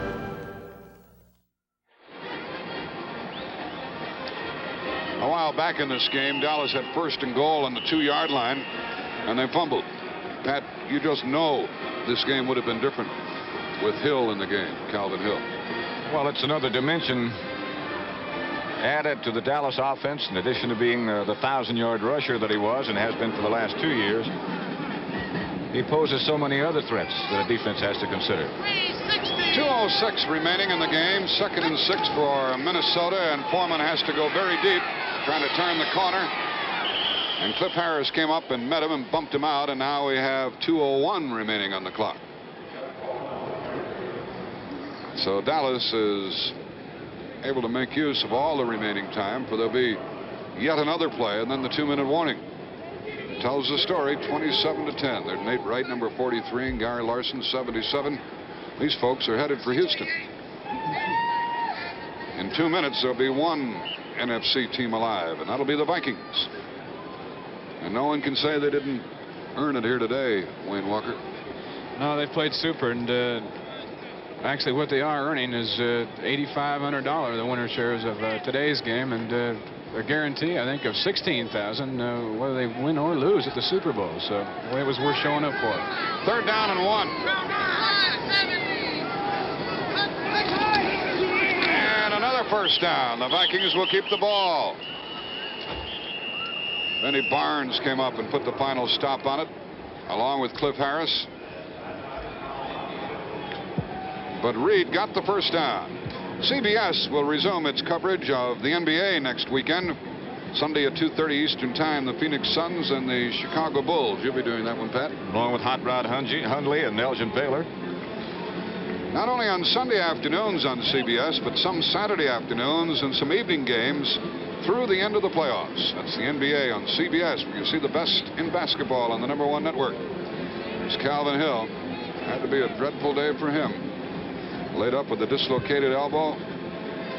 A very untimely injury. And the Vikings,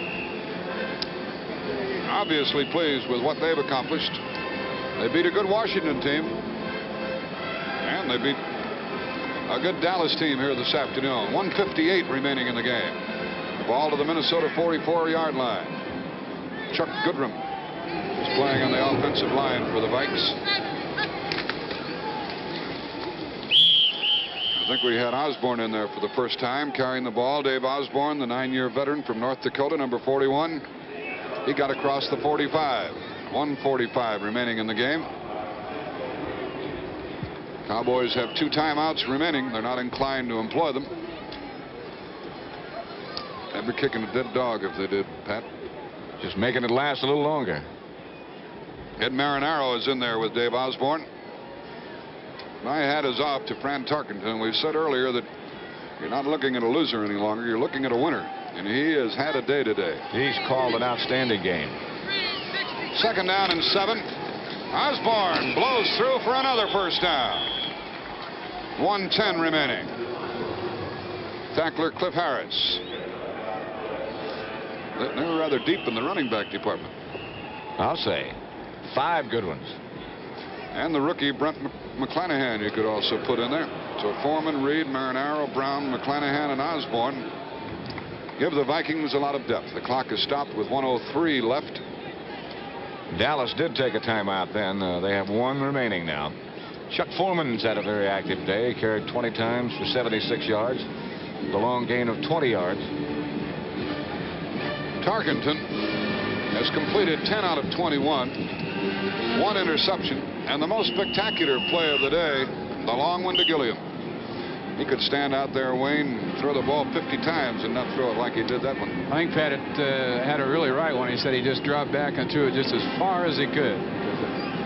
The Vikings are approaching the 300-yard mark. 186 yards running against Dallas and 101 through the air. It's 1st and 10 from the Dallas 45. There goes Osborne.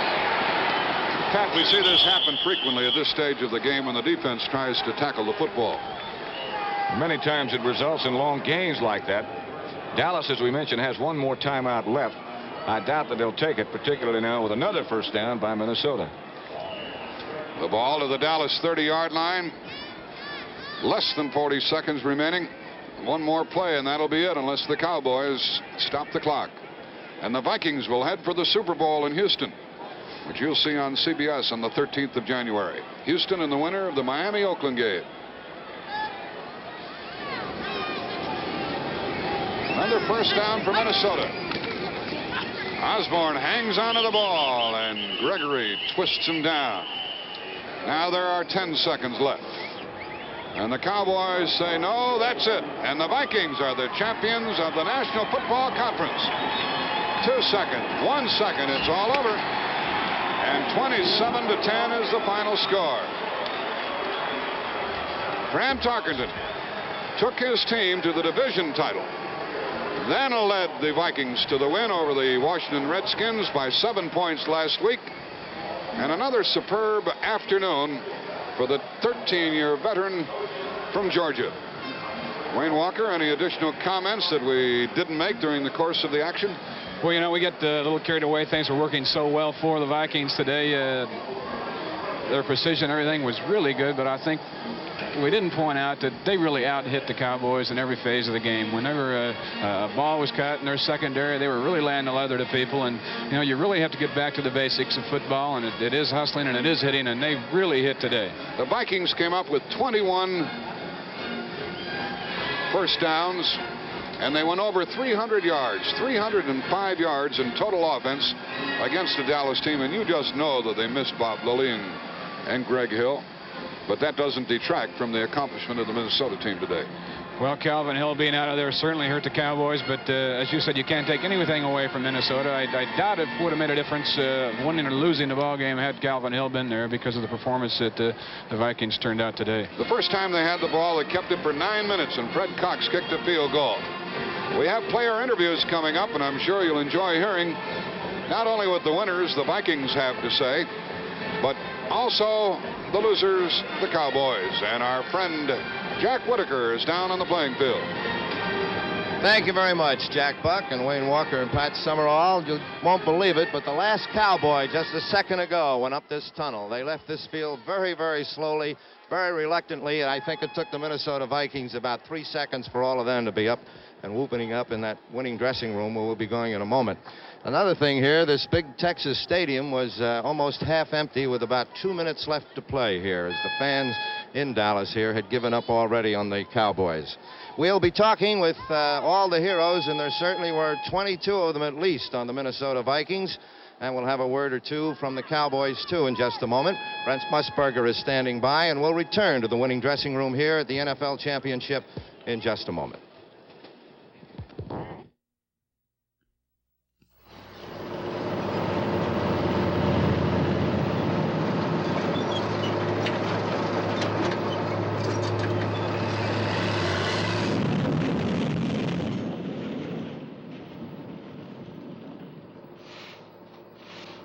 Colt 45's blue plastic clean top carrier seals out anything that could mess up the top of your can. If unique is what you seek, Colt 45 malt liquor. When the Dutch master's tobacco buyer comes to Colombia, South America, he visits tobacco dealers like me, Lorenzo Hernandez, and he buys the top grades of tobacco we have to sell. Dutch Masters also buys the best grades of tobacco from Brazil, Puerto Rico, and Santo Domingo, as well as Colombia. Since Dutch Masters buys the best tobacco, they must make a very good cigar.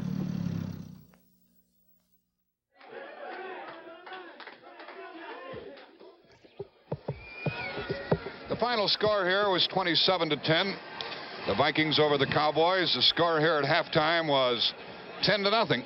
And the Cowboys missed so many chances that they'll be lamenting this day for a long time. Brent Musburger down in the dressing room of the Winners. And as you can imagine, Jack Buck, we have a very excited Winners dressing room. This is Bobby Bryant, who today intercepted 2 of the passes thrown by Roger Staubach on my left. On my right, Jim Marshall. The defense of the Vikings absolutely overpowering again. And Bobby, tell me about that one interception. You really turned the game around. 68-yard return for a touchdown. Well, I didn't realize it was 68 yards, but we went on zone coverage, and Bob Hayes just ran a breakout pattern, and I read his pattern. I was still about 5 or 10 yards off, and I looked at Staubach, and he was looking out, and he threw the ball, and I was able to get up and get it, and just clear sailing after that. And you also set one up for Jeff Seaman besides the 2 that you intercepted.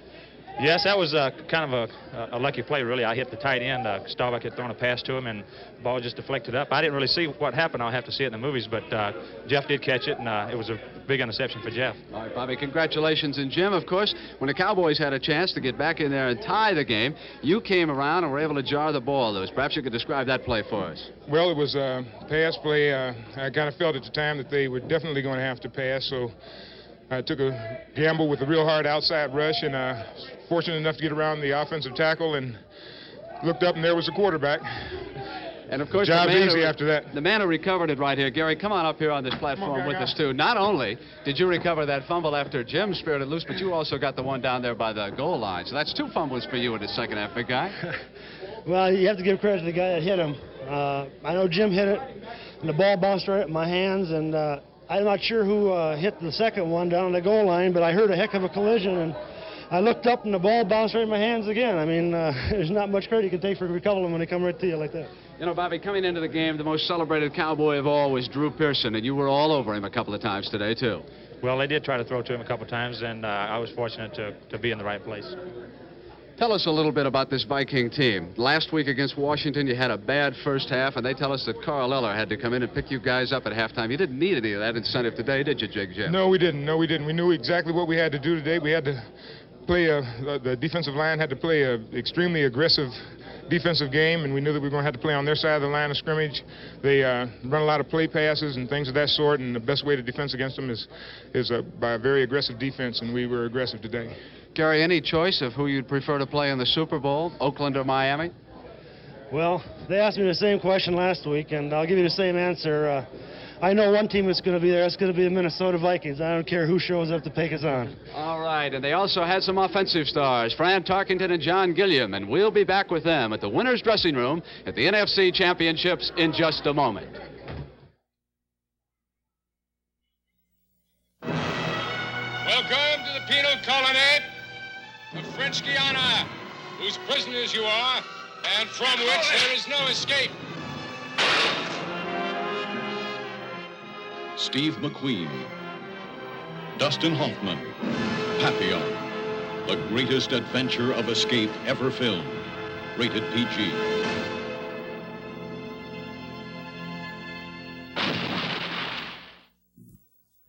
It's a tough world. To stay on top, you gotta be fast. But sometimes I bite off more than I can chew. I get a real beauty. My head is pounding, my stomach is upset, and I feel achy. So I rest up and I take Alka-Seltzer. It's got specially buffered aspirin with antacids. If I don't feel better, I see the doctor. Because nothing I can get on my own works better than Alka-Seltzer.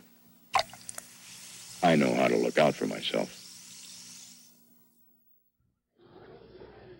With the score 10-7, these two gentlemen turned it around again for the Minnesota Vikings. Fran Tarkenton on my right with a 54-yard touchdown pass to John Gilliam. Beautiful pattern and a beautiful throw, John. Thank you, Fran. I think you have to give Fran some credit because he threw a great ball, and we called Cornell Green was taking away our crossing pattern. So Fran saw it, and he told me to just beat him on the backside, and I just ran a good pattern. You know, Pat Summerall and Wayne Walker were making the observations today that you were throwing on first down. You certainly weren't as scared of Mel Renfro as some teams had been in the past. You did some things that I don't think the Cowboys expected, Fran. Well, our whole philosophy in these playoff games is not to try to keep from losing them, but to try to go out and win them. And that's what we've done these last 2 weeks, and we'll try to do in the big one in Houston. And that man right there has been the big man for our offense all year. John has had a super year, and I've never seen a better receiver than he is. I've never played with one, and he made his big play again today for us. Twice in the first half, 4th and 1. Not scared to gamble, were you, Fran? Well, that's Bud Grant's decision, and Bud Grant makes right decisions all the time. And if he'd have made the decision not to go, that would have been fine, too. But he thought we should, and we did, and we made it. Francis, congratulations along with John Gilliam. And now, let's go across the way where Jack Whitaker is standing by with Dallas Cowboy coach Tom Landry. Coach Tom Landry here, who saw all his hard work and planning and dedication end here today, and just kind of a tough moment, Tom. Well, it really is, but, you know, Minnesota played an excellent football game. They came prepared, and they whipped us the first half especially. They gave us a chance to come back after our punt return, and it seemed like the same thing happened to us that happened to L.A. last week. They came right back, as good teams will on their day, and hit us with the bomb and neutralize all the advantage we had with the punt return. And after that, we had other chances, but we just didn't seem to have the edge to go in the score anymore. What was halftime like here in the locker room? Because your defense came out, seemed tremendously fired up in that second half. Well, we knew we had to do a great job. It wasn't that we were doing such a bad job the first half. It was what Minnesota was doing. They were doing a super job the first half, both defensively and offensively, and we couldn't stop them defensively, and we couldn't move against them offensively. So you can't say much more than that. But we were ready the second half, I thought, but some days it's not your day. Some days it isn't, and unfortunately one day can take you out of the big one, can't it? That's right. It's all the only unfortunate thing about football is that there's only one winner, and that's the Super Bowl winner. Everybody else is losers, so that's the tough thing. Now you go back and prepare for next year. That's right. We have to start again, and we got a good team. We got a good young team, and they played super football all year, and it's too bad it ended today. Thank you very much, Coach Landry. Thank you. We'll return to the winner's dressing room here at the NFC Championship game in just a moment. I'm George Blanda, and when I'm not with the Raiders, I deliver for REA Air Express. Uniting the states, it's REA Express on the ground and 31 airlines getting your shipment on the first flight out. Right now, we can deliver to 522 airport cities in just one day. That's performance. Check the white pages for Air Express and ship with a winner. They hit your receiver every time. I know, because I work with them.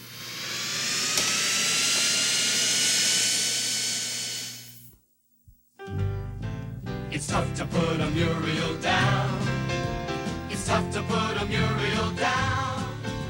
With so much flavor going for you, it's tough to put a Muriel down. It's tough to put a Muriel down. You're gonna want to take it with you all around. You get so much for so little. It's tough to put a Muriel down. Back here in the locker room with the Minnesota Vikings, Oscar Reed, the running back on my left, and on my right, linebacker Wally Hilgenberg. And Oscar, they said you could not run against the Dallas Cowboys, but you folks went out there and really sustained an offense. Well, we've been stressing the run for the last week or so in Dallas because we know that other teams has had a problem running on them, and we felt that if we could run on them, we could beat them. Wally, early in the second half, Jack Buck made the observation that first offensive play was going to be terribly important for the Cowboys. They came with a screen pass, something they had not shown you in the first half. You read it perfectly. Well, we had the right defense called, Brent. It was my force coming up on it, and I just happened to see the back sneaking out there and got up quick and got a good hit on it. And when you got the right defense called against the right play, you usually can come out okay. You know, the Vikings don't blitz very often, but when they do, it can really be important. I remember back with the Los Angeles Rams when Jeff Seaman came and got John Hadle. Today, you went and got Roger Staubach.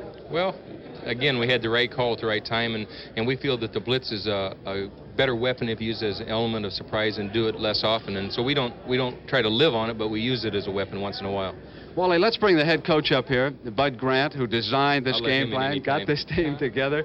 Coach, congratulations on another tremendous effort. I know that yesterday you had predicted that this might wind up being a high-scoring game, and you said, I'm not so sure I'm going to be right about that. Well, I certainly didn't predict all the turnovers in the ball game, but those things happen, and we were able to take a little more advantage of them than they were. Was it any easier to defense them since they did not have Calvin Hill? I don't think our defenses were predicated on that at all. We've had a great deal of respect for Newhouse. I can't say enough good things about Calvin Hill, and I'm sure that they missed him more than we might imagine, but we couldn't set our defenses for anybody. If he was in there, we'd have played exactly the same way, and I'm sure he would have had a great day. Now, of course, you're going back to the Super Bowl. You remember the last time you were there, upset by the Kansas City Chiefs. I imagine you're looking forward Well, I to don't know if getting it was even. an upset. They played a great football game, and they deserved to win that day, but we've been looking forward to another trip ever since that time. This is basically the same team, and we're happy to be back, and we'll be ready. Any choice, Miami or Oakland? It makes no difference at all. You've got to beat the best, and we'll find out who that is a couple weeks from now. Coach Bud Grant, congratulations not only on today's victory, but for the entire season and career you've had with the Minnesota Vikings. Like the Dallas Cowboys, the Minnesota Vikings are one of the class operations in professional football.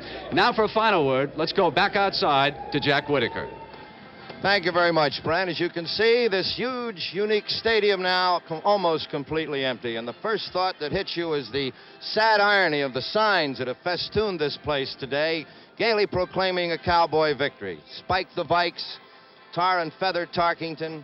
The Vikes will see the Super Bowl on CBS, etc. They now have that same sadness as those paper hats and noisemakers will have on New Year's Day morning. Because, as we know, football is a cruel game, and the losers go home and the winners go on to the Super Bowl. Dallas, as you know, probably represents the harsh standards that professional football demands from their great teams. A tremendous organization, brilliantly coached, rich in talent, and great dedication. And all that hard work, as Tom Landry said just moments ago, goes all down the drain on one afternoon or on one play or on one bounce. For Minnesota, I go back to an August evening in Bloomington when they beat Miami in a preseason game, and I had a feeling that they were like Richard Corey. They glittered when they walked.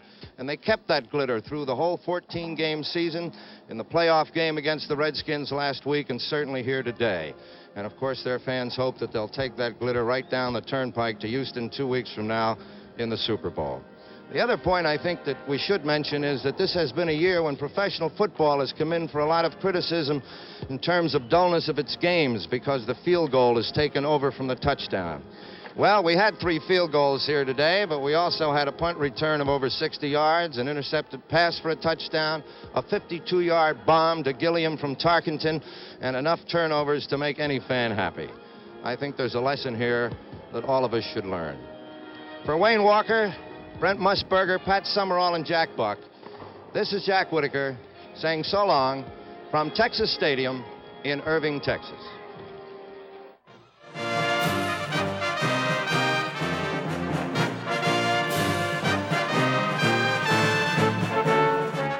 Pro Football Report was sponsored by Dutch Masters, the fine cigar, made with 4 Latin American tobaccos, and by Allied Artists Corporation, producers of Papillon, now playing at theaters all over the country.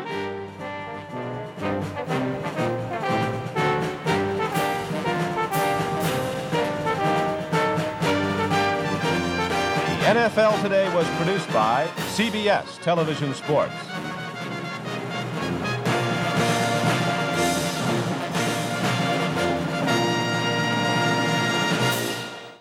Mannix probes the eerie world of ESP, and Barnaby Jones finds out he may have erred when he cleared a client of murder when Wayne Rogers of MASH guest stars on tonight's exciting mystery double feature here on CBS.